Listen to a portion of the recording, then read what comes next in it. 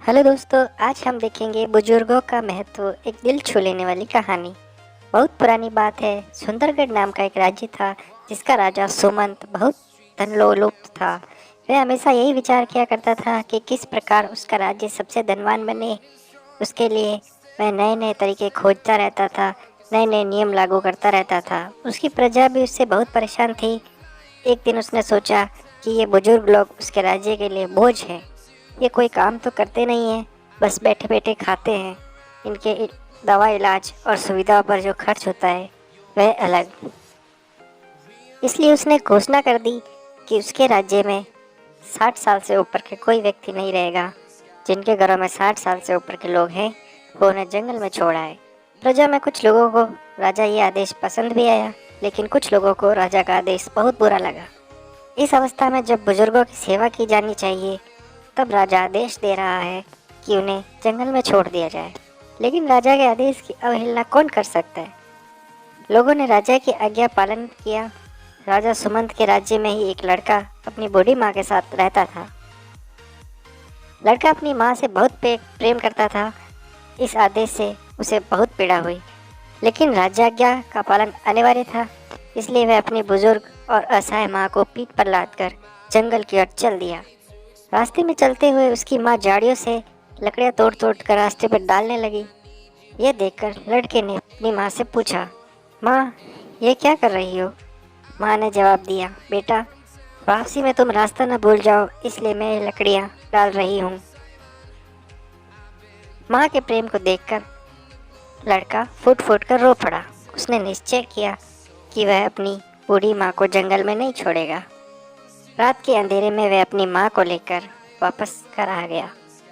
घर के आंगन में खुदाई करके उसने एक गुफा बना दी जिससे किसी को पता न चले। उसकी माँ उस गुफा में रहने लगी। बेटा समय समय पर गुफा के अंदर जाकर माँ की सेवा करता।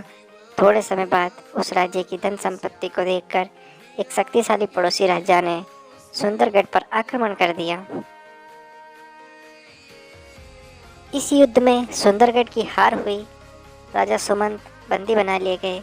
पड़ोसी राजा ने घोषणा की कि सुंदरगढ़ राज्य का कोई भी नागरिक अगर मेरे 2 प्रश्नों का उत्तर दे देगा तो मैं सुंदरगढ़ राज्य और राजा सुमंत को भी छोड़ दूंगा।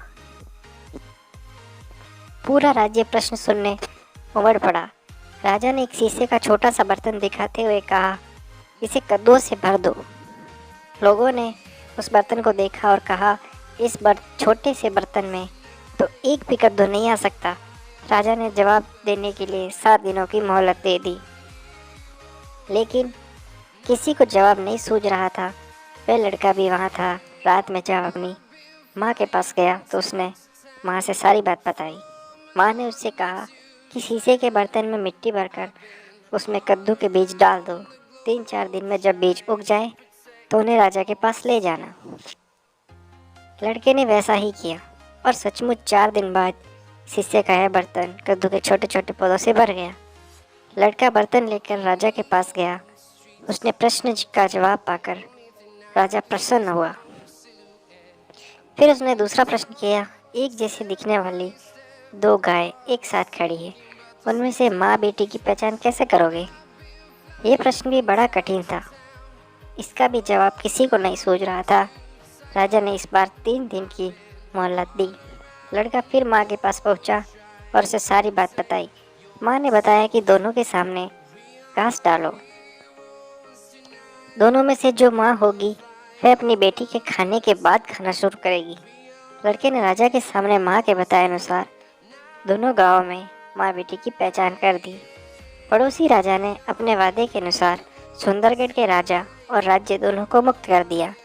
राजा सुमंत बहुत प्रसन्न हुए। उन्होंने लड़के से पूछा, तुमने दोनों प्रश्नों के उत्तर कैसे दिए? लड़के ने कहा, महाराज, यदि आप मुझे अभयदान दें तो मैं बताऊंगा। राजा ने उसे आश्वासन दिया। तब लड़के ने बताया कि ये उत्तर उसे अपनी माँ से पता चले थे। तब राजा को बुजुर्गों के अनुभव का महत्व का पता चला। उसे अपनी भूल का एहसास हुआ और उसने अपनी आज्ञा वापस ले ली। उसने आज्ञा दी कि उसके राज्य में बुजुर्गों की सेवा और सम्मान होना चाहिए। तो दोस्तों, इस कहानी से हमें ये सीख मिलती है कि किसी भी समाज में बुजुर्गों का कितना महत्व है। उनके अनुभव हमारे बहुत काम आते हैं, इसलिए हमें अपने बुजुर्गों की सेवा और उनका सम्मान करना चाहिए।